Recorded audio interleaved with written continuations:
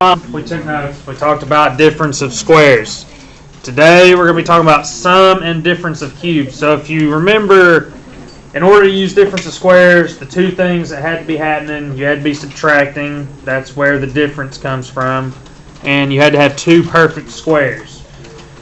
So today, when we deal with cubes, perfect cubes, you can actually use this whether you're adding or subtracting. The formula is slightly different, but if you've got two perfect cubes, then you can use this method.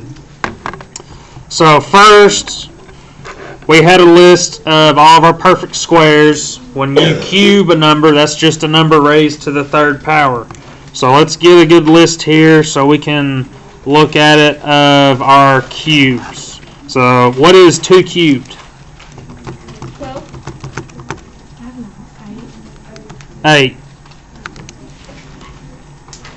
3 cubed, 27. 4 cubed, 64. 5 cubed, 125. 6 cubed,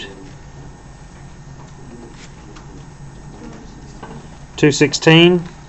7 cubed,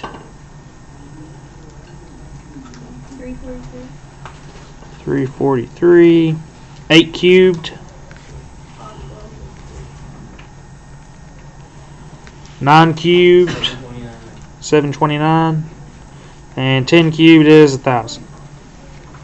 So obviously I don't expect you to memorize all those or know all those. Probably you should know 2 cubed, 3 cubed, maybe even 4 cubed.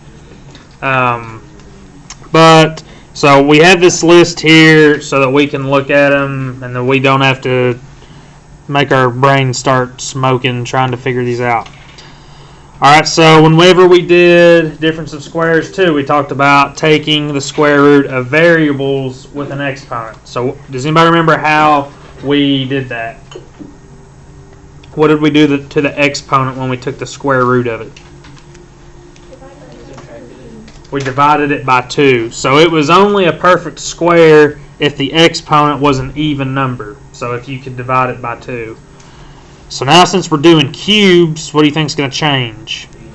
3. It's going to be divided by 3. So up here at the top, to be a perfect cube, the exponent must be divisible by 3.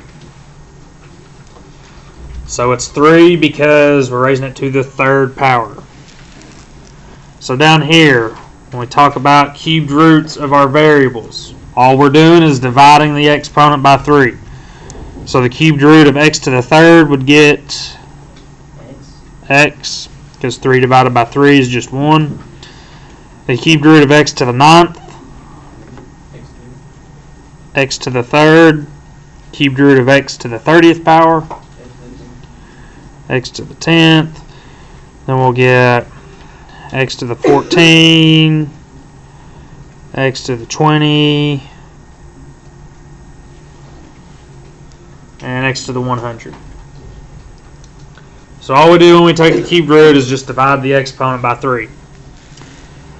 So, just like when we did difference of squares, the two things we have to either be adding or subtracting. We have to have two perfect cubes. What's the first thing we always look for when we're factoring?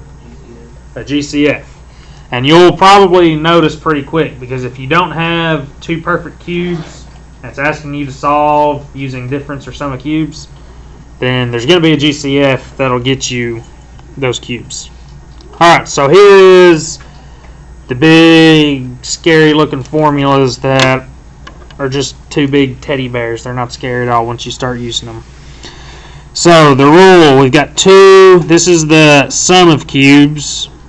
So if you've got a cubed plus b cubed, 2 cubed numbers, we're going to have 2 sets of parentheses just like we did with difference of squares. The first one's going to look very similar. We're just going to get a plus b. Our second one is going to look a little bit different. So in difference of squares, we would have a plus b times a minus b. For this, we get a plus b times a squared minus ab, just a times b. Mary's getting frustrated. Plus b squared.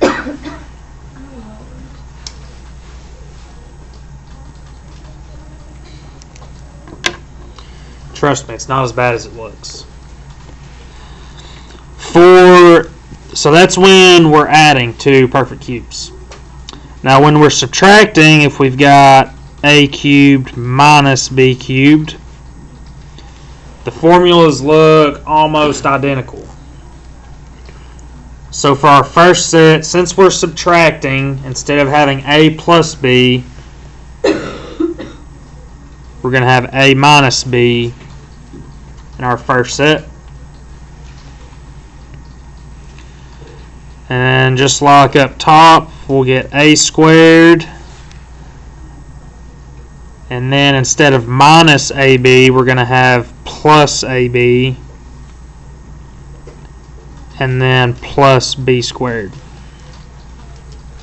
So the way I always remembered it, remember the difference between the two formulas, was the first set of parentheses is always the same sign as what the original problem has. So if we're doing the sum of cubes, my first set's going to be adding. If I'm doing difference, my first set's going to be subtracting. Then the next sign, so the first sign in the second set of parentheses, is going to be the opposite of whatever our first one is. So if we're doing the sum, we start out adding, then we go to subtracting, we finish with adding. If we're doing the difference, we start subtracting, then we go switch to adding. Our last sign never changes. We're always adding there.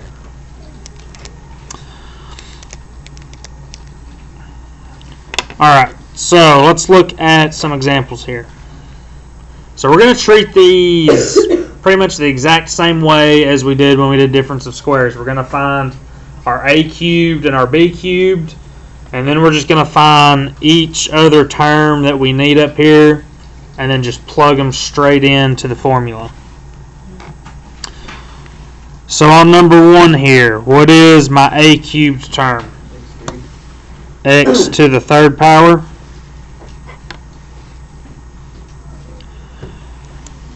So then we also need, that's our a cubed, we need to know what our a is. So if we take the cubed root of x to the third power, down here we said all we do is divide that exponent by 3. So 3 divided by 3 is 1. So we get x to the 1, or just x. Alright, the last thing we need with our a, we also need an a squared. So a squared, that's just going to be x times x. So we get x squared.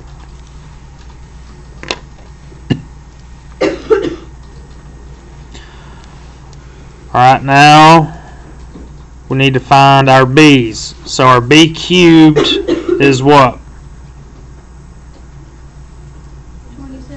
27. It's just the second term right here. So we need to find b, so we're going to take the cubed root of 27. Over here, we wrote that 3 cubed is 27, so the cubed root is just going to be 3.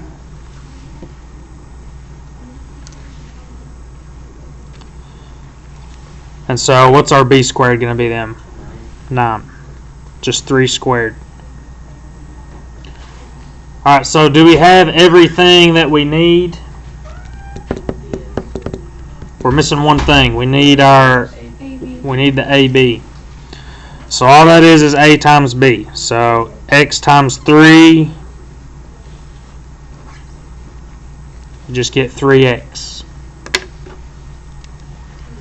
So now we've done all the math that we're going to do. Now all we have to do is just plug each term in where it goes into the formula.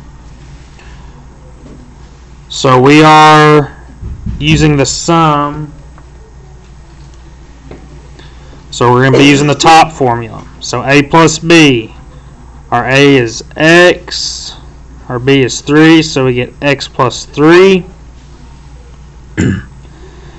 And then a squared is x squared minus 3x plus b squared we said was 9.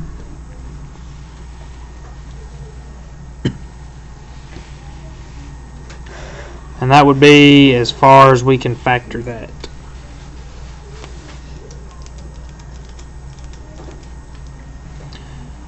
So even though these formulas look really big, we're really just breaking it down into our A's and our B's. And once we get those, we're just plugging them in.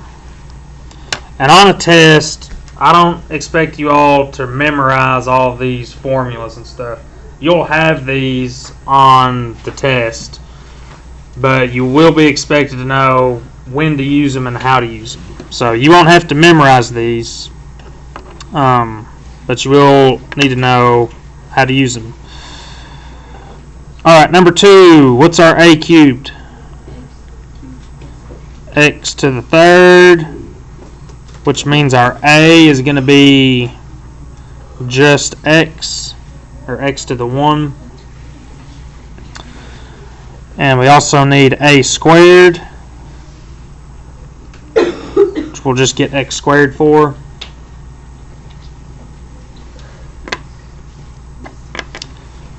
So for our b's, b cubed, what do we get for b cubed? 1, good. So remember, just like when we did difference of squares, we're kind of ignoring the subtraction sign. Like we're not going to say b cubed is -1. We're just going to take the number. So these ones are super easy. If b cubed is 1, b is going to be 1. B squared is going to be 1. 1 raised to any power is just 1. So they made that one easy for us. Alright, and last we have to find our AB. So x times 1 is 1x. Or I'm just going to write x. Either one would work. Alright, so now we've done all the math. All we have to do is just plug them in.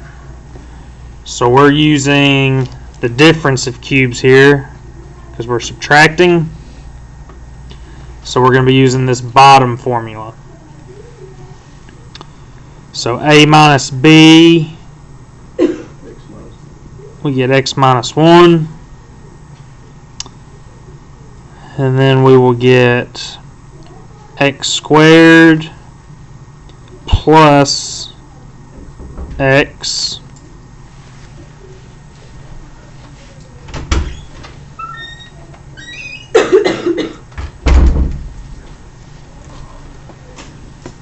plus 1.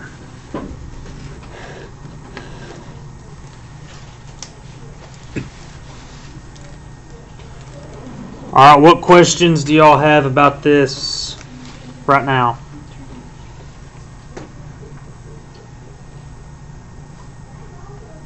Nothing? Perfect. Alright, let's do 3 and 4. Alright, 3 looks a little different. Our first term here, it's not raised to the 3rd power. It's raised to the 9th power. So is that gonna affect the way we go about things here? Not really. We're going to treat it just the same. A cubed is going to be x to the 9th.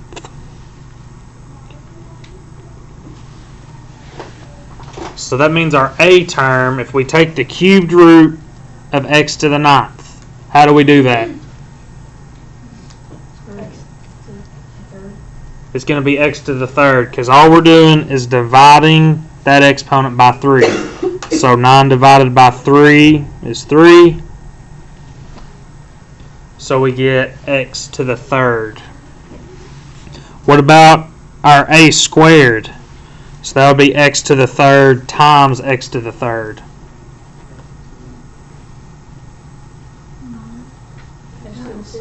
X to the 6.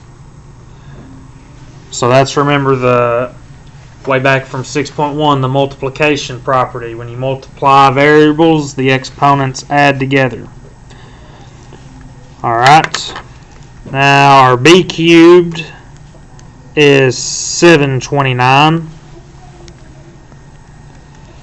So if we look over here at our list we made, 9 cubed is 729. So the cubed root of 729 is 9.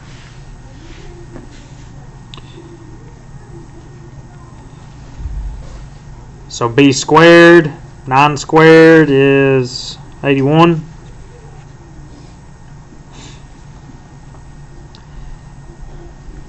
And then lastly, we need our AB. So 9 times x to the cube, x to the third, 9x cubed. So now we just got to plug them in. In our original problem up here, we're adding. So we're going to be using the sum formula at the top. So we'll get x cubed plus 9. What's going to go in my second set? X to the 6th power. Mm-hmm. 80 or 9x. Am I going to be plus or minus? Plus. No, minus. Yeah, minus 9x cubed Plus 81. plus 81. Good.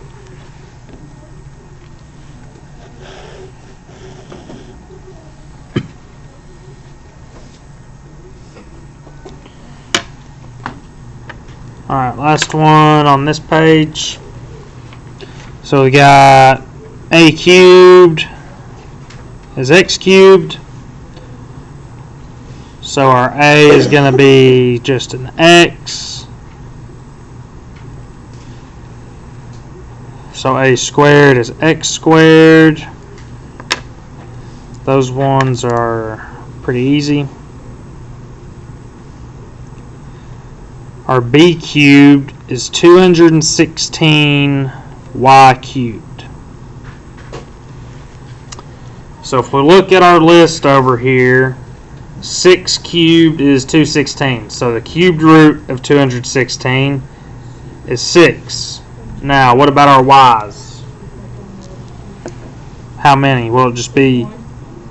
Yeah, it's just going to be 6y. Because we're taking the cubed root of the whole term there. So we would still be dividing that exponent of 3 by 3, which would be 1, so 6y. What about b squared? 36y squared. Good. 36y squared. And lastly, AB, x times 6y. 6yx.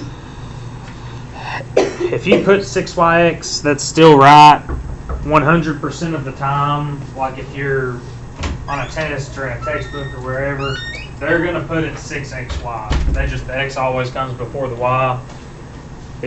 I wouldn't count you wrong if you put 6yx. That's just the way. I guess it's because x comes before y in the alphabet. I don't know. So we are subtracting here. So we're going to be using the second formula, the difference one. So we'll have x minus 6y times x squared plus 6xy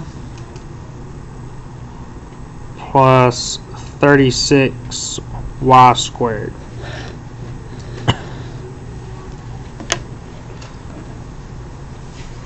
Alright, you guys can do 5 and 6 on your own. Gotcha.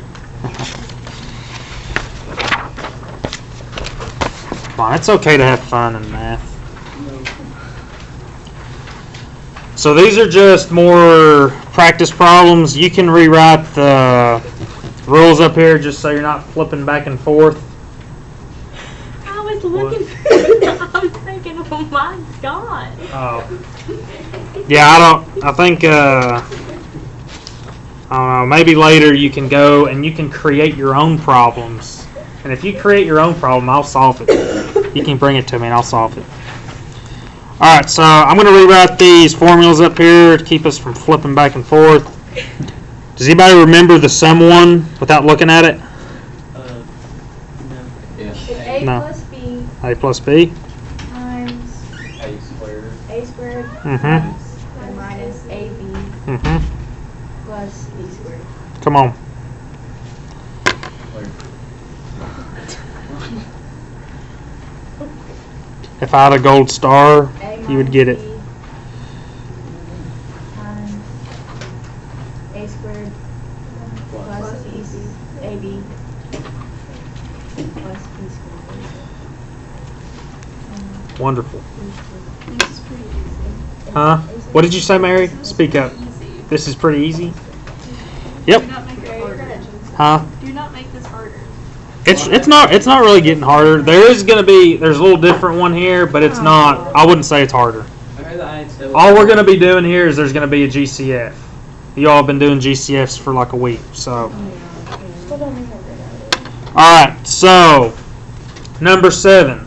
Right off the bat, I notice 500, well, 500 is a big number, so you might not notice it, but 4 is not a perfect cube. That's not on our list. That's on the other side. So automatically, I know most of the time on a test, it's going to tell you kind of what to do. If I know I'm using sum and difference of cubes and there's not a perfect cube, I'm thinking, hold up, something ain't right. So there's going to be a GCF here. So I'm going to say the highest number that the GCF could be would be 4, right? Because it's not going to be any bigger than 4. So does 4 go into 500? Yes. It does. And that just so happens to be on our list. So our GCF is going to be 4. So what's going to be left inside the parentheses then? 125x cubed plus 1. Alright, so we've got the GCF out, just like we did earlier. He's just going to go to the side for now. We're going to forget about him. We're going to go inside the parentheses and do exactly what we've been doing. We're going to ignore the 4 and do exactly what we've been doing. So, our a cubed is going to be 125x cubed.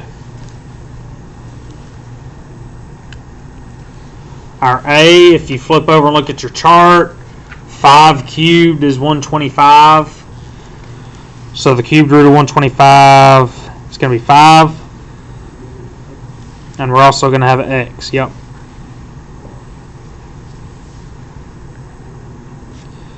So for our a squared, 25x squared. Good. And then they made life nice and easy for us with our b's. B cubed is 1. So b is also 1 and b squared is 1. Last but not least, AB, 5x times 1, just 5x.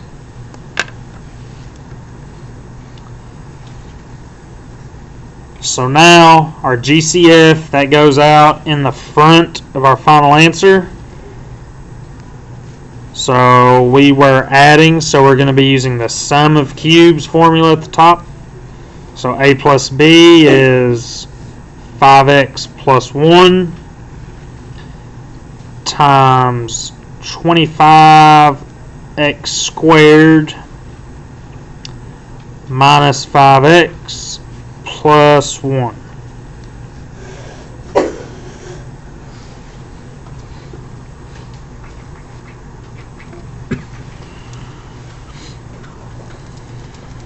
So that's the final answer on that one. Alright, last one I'm going to do with you. So right off the bat, again, 32, 500, not perfect cubes, not on our list. So we're going to have a GCF. Remember, GCF, the G is the most important part. We want the greatest one. It's not going to be any higher than 32. So let's start with 32. 500 divided by 32. Not it. The next highest one would be 16. 500 divided by 16. Not that. Next would be 8. 500 divided by 8. Nope. 500 divided by 4. Bingo. So again, our GCF is 4. So we've got a 4 on the outside, which will leave us with 8x cubed plus 125.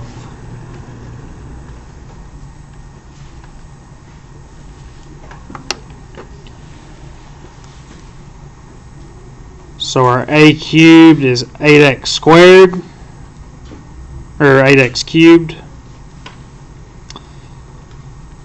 So a is going to be what? 2x.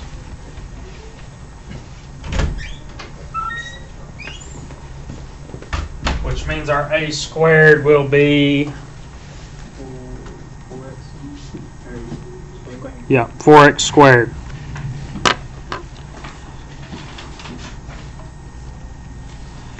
Our b cubed is 125.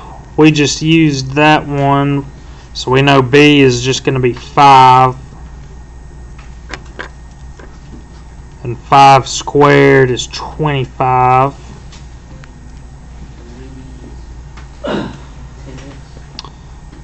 And AB is 2x times 5, so 10x. So our GCF of 4 goes out in the front. We were adding, so we're using the sum of cubes. So a plus b is 2x plus 5 times a squared, 4x squared minus 10x plus 25.